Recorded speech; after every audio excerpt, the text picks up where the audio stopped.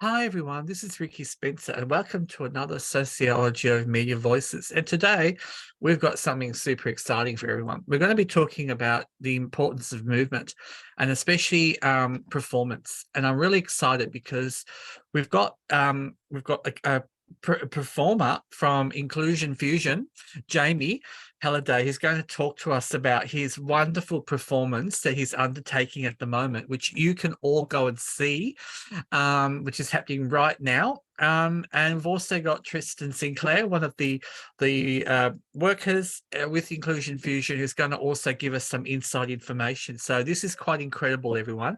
So let's sit back for the next 30 minutes and let's take a bit of a deep dive into Inclusion Fusion. So perhaps we'll first start with you, Jamie. So tell us a little bit about yourself. So, as you know, my name is Jamie Halliday. I have a disability, Down syndrome. I also am participating in a wonderful organization of Inclusion Foundation, and we are part of our community. And we are also a dance group of people that has Down syndrome, and I am one of the dancers there, and I am also one of Immersion 201's movies in one of the program, and recently and currently I am I am helping the main artistic director, Tristan Sinclair, to hold another Fringe Festival. Oh my gosh, that's incredible.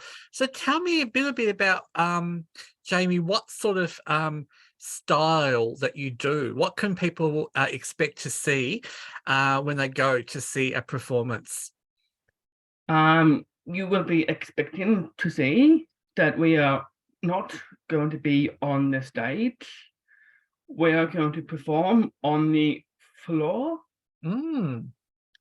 and the people would expect to see that, and they are required to stand uh, as well, and they are expected to see a mixture of contemporary ballet styles and a little bit of hip hop as well. Oh my gosh, I love hip hop. So tell me, Jamie, how long did it take you to prepare for this particular performance? It depends on the strength what everyone has. I guess it can be very time consuming, and it also takes all of the Immersion 201's volunteers to nail down the timing of the choreography, and it depends on the time length. Ah, and Jamie, how do you remember the steps? Because for me, I'm older and I forget when I'm trying to do dancing. How does everybody in the team remember the steps? We practice a lot in doing out the program when we first start. I usually take the performance company warm-ups and we get into it.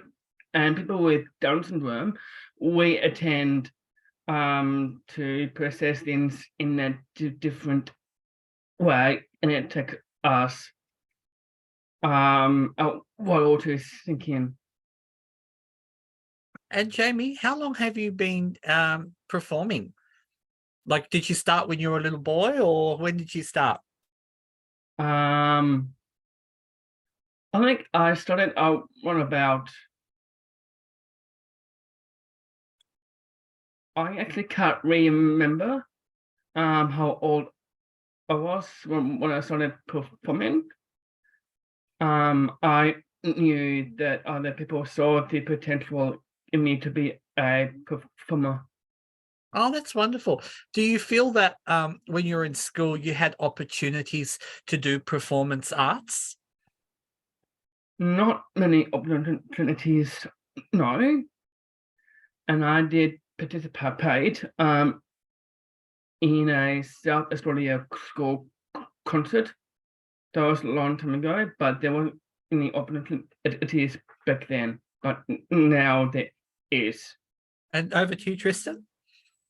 I was just thinking on that. That's a really fantastic question, Ricky, because obviously Inclusion Foundation, Emotion 21, the program within Inclusion Foundation, is for giving performance opportunities and dance opportunities to people with Down syndrome. And Jamie, it makes me think of our artistic capacity building program that you've played a major role in. You're a participant in it. You helped design the program. Do you want to tell us a bit about that program? That's right.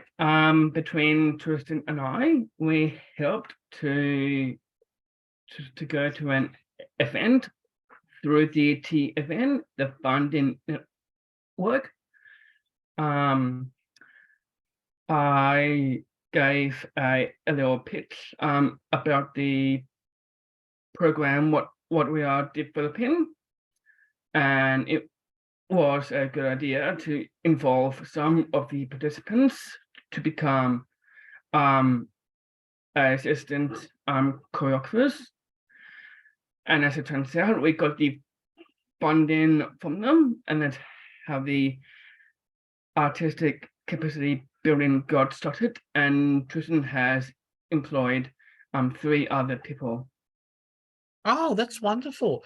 And either both of you can help me answer. So if there are people listening at the moment, and I'm thinking about, we go Australia-wide, but also I'm thinking we've got a lot of special education teachers who are listening in schools, and they think, wow, I really would love something like this program. And if I wanted to bring this into the school, whereabouts are you all based? And how does somebody connect you if they wanted to hire some from the group or do some consultancy to do some program? Yeah.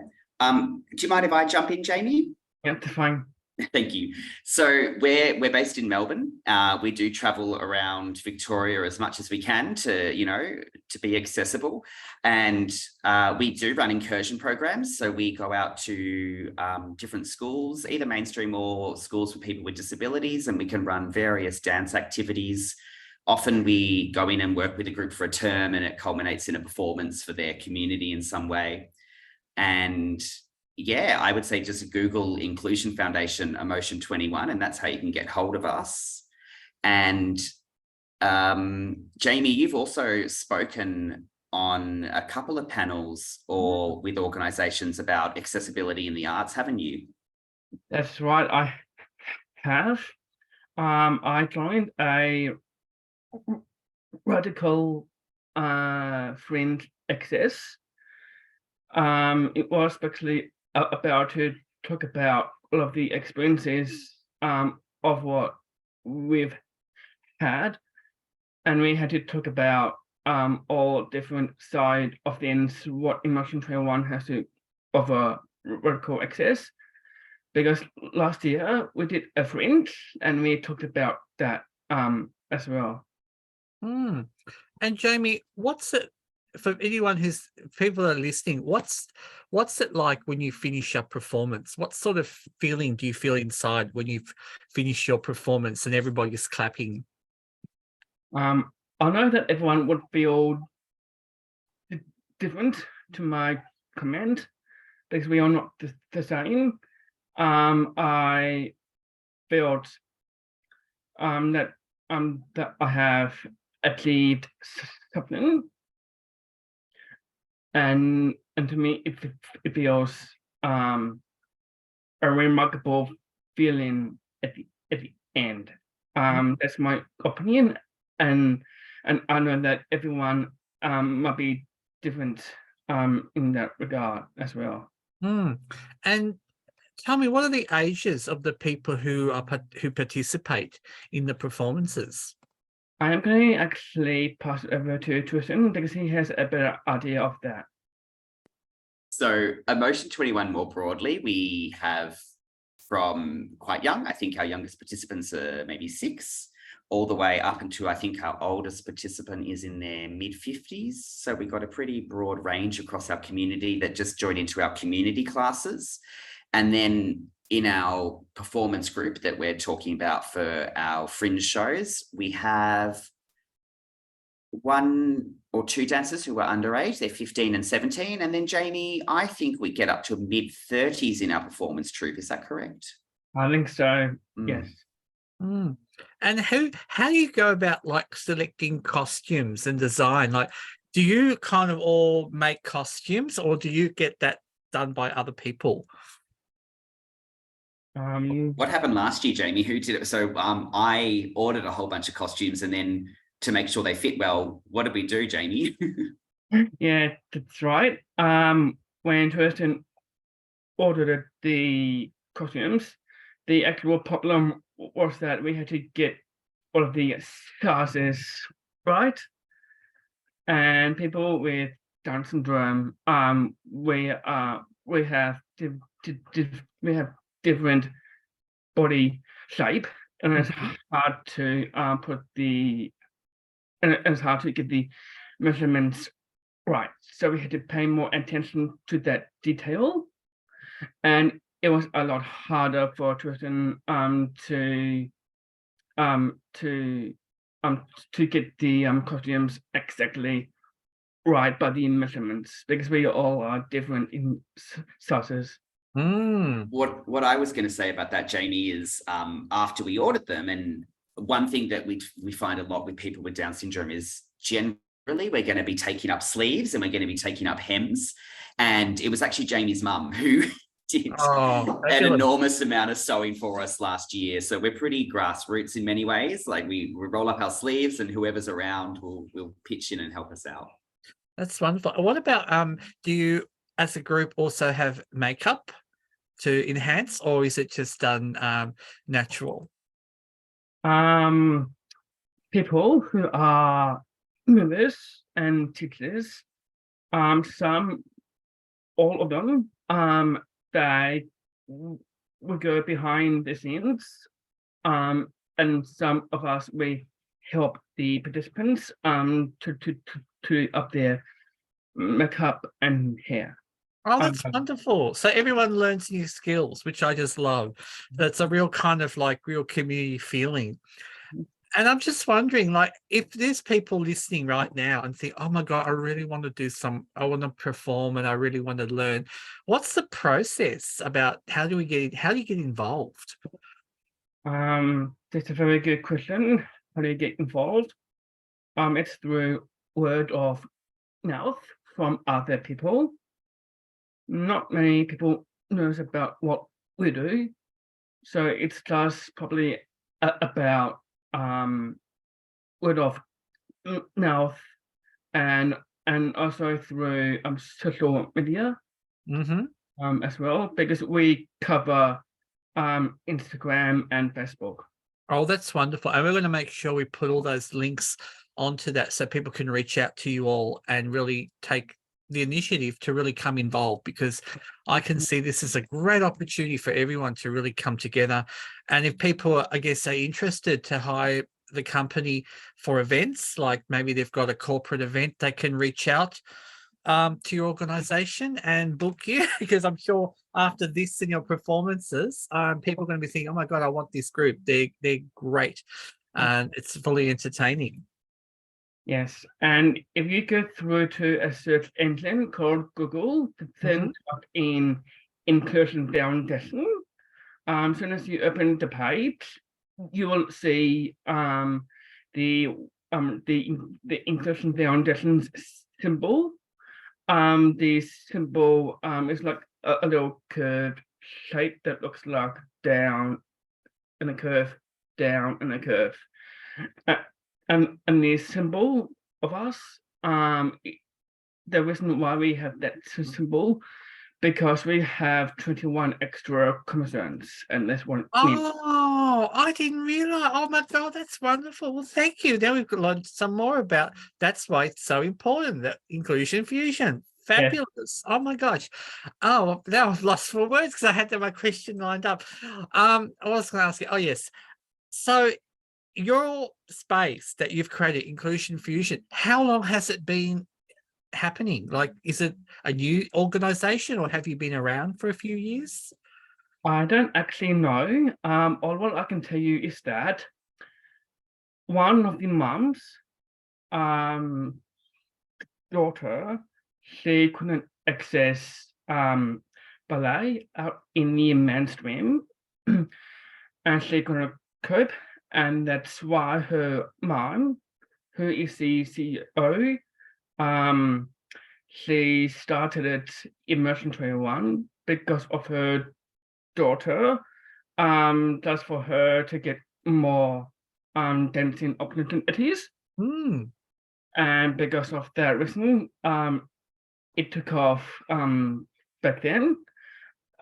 And now we are a brilliant organization, and we've done other events as well. And I'm sure that Tristan can back me up on this one.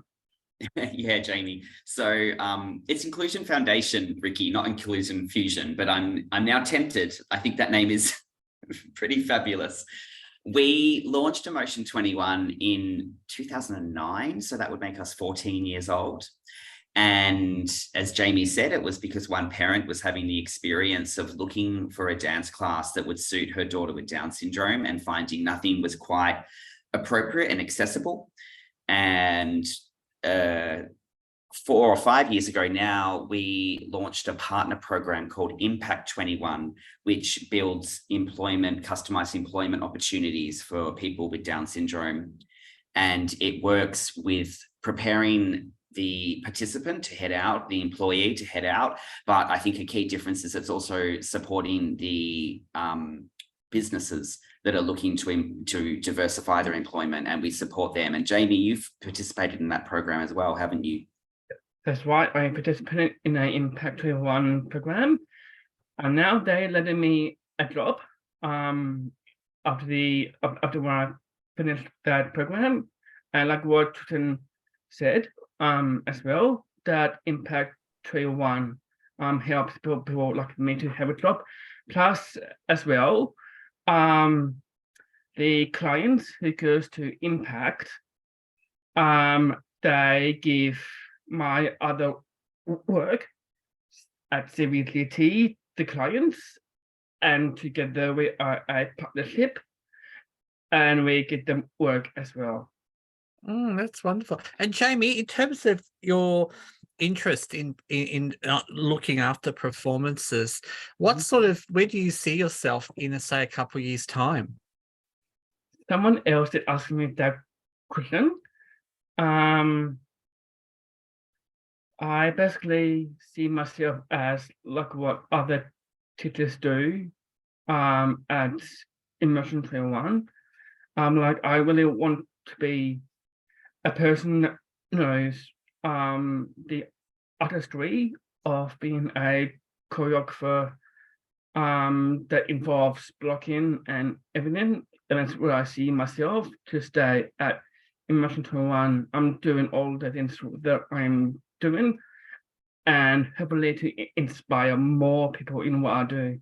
Wow, that's fantastic. So, Jamie, if I'm hearing you right, so you are like also mentor to newer people coming into the organisation? I think so, yes. Oh, that's great. And I was going to ask you both, do you also have other people who are artists in the community come and sort of give you tips and ideas to come along? We do, and it's an exciting space when you look at where we work. We're working in the intersection between education, disability, and dance, and it means we're always looking for partnerships in all of those areas. In Melbourne, we've been really lucky to have a really strong relationship with a dance company, Lucy Guerin Inc., who have invited us to attend some of their events, and Jamie and I have spoken with them in a couple of their kind of, internal discussions around accessibility.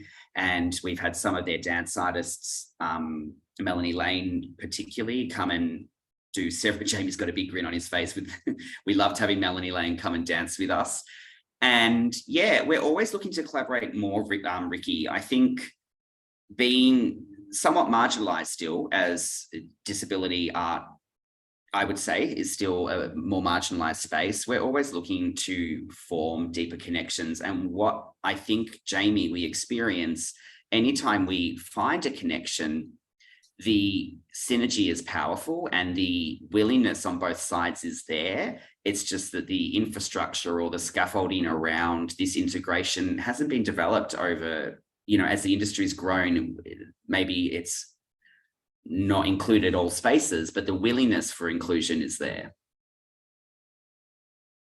And I wanted to ask you both, in terms of, for people who are listening, so these are people in universities, in research spaces who have the power of money and ideas. If they are interested to become involved, what do you see that people who can do to really get involved in your company? For them to have a better understanding how to work with people that has disabilities. Since we are a dance organization that requires people with Down syndrome, all we ask is for their understanding and to accept the fact that we have Down syndrome, and we will expect them to think about how we are, and for them to get a better understanding of that, and for them to see what we can do and not about what we have. That's wonderfully said, Jamie. And I just wanted to ask Tristan, if you could give one bit of advice or suggestion to, I guess, universities and research spaces out there, what do you see is the best way to work with young people living with disabilities? Yeah, it's such a good question. I think the first point of call is probably to start to bridge the divide a little more. And I think that starts, obviously I'm a huge advocate for the arts and for dance, but that often does start by doing things like coming to disability art projects or come into disability spaces, whether it be, obviously I can talk about the strengths of performance spaces, but there's many places you could go. But I think bridging that divide intentionally is going to be the thing that plants the seeds to develop, more understanding and therefore eventually probably partnership. And, that's buying tickets and going along, but it's also resharing the posts, and it's also supporting that conversation that's happening on Twitter about disability art or disability inclusion, or having a conversation with your colleagues, just making it a more broadly connected part of your world by actively reaching out and bringing us into your spaces and actively coming into ours. And I guess it's also like, if you're having events and conferences, consider contacting your organization and paying the performance that you would have someone else to give you an opportunity, so everybody can get that experience, to get that work, and to have a conversation starter. Absolutely. And look for, places like our Fringe show that we have coming up. It's been created by people with Down syndrome, and I'm very much in a leadership position in supporting the creation of that piece, but we're centralizing the voices and experiences of the people with disabilities. So look for, exactly, Ricky, look for organizations and opportunities to centralize disability. Now, before we go, we can't go without saying, where are you being held? Where are you playing right now? So, Jamie, over to you to tell us, everyone, where we can go get and do our shows, see your shows. Can you please repeat the question again? Oh, sorry, I got all excited. I'm autistic, so I do apologize. Where are your shows now? Where are they playing in Melbourne? Right. We basically are going to hold this year's Fringe at Abbotsford Convent. Oh, yes. And it's very accessible for people who are on wheelchairs or working frames. It's very accessible for those people, and I'm sure that the dates and the days will come out soon to the public, and I'm sure that Tristan can keep you posted about times and the dates and when wonderful. we are. And I've Where got my little, you probably can't see, but I've got my friend. So I'm excited, Jamie, that it's an accessible place. So thank you for all the people listening. And if you can maybe elaborate, Tristan, as to when we can find all this fabulous Yes. information. Absolutely. So our tickets went on sale today, actually, when we're recording this, and you can go to the Fringe Festival website, Melbourne Fringe Festival, to buy tickets. Our show is called 3, 2, 1, being the voices of 3 people with trisomy 21, Jamie being one of the 3. And as Jamie said, Abbotswood Convent, the festival is in October. We are on the 9th and 10th, which is a Friday and a Saturday evening. And then the 20th and the 21st of October. So 13th and 14th, I apologize, not 9th and 10th, 13 and 14 and 20 and 21 of October. Fabulous. So we'll also post some links to that to this site. It's been an absolute pleasure speaking with you, Jamie, and I wish you all the best in your career, your emerging arts career. Thank you. And I just want to say thank you for everyone who has been listening to Tristan and I. And thank you, Tristan, so much for spending a bit of time with us on the sociology of media voices and really giving us that insight into the important work of accessible arts. Thank you so much. It was really a pleasure to join you.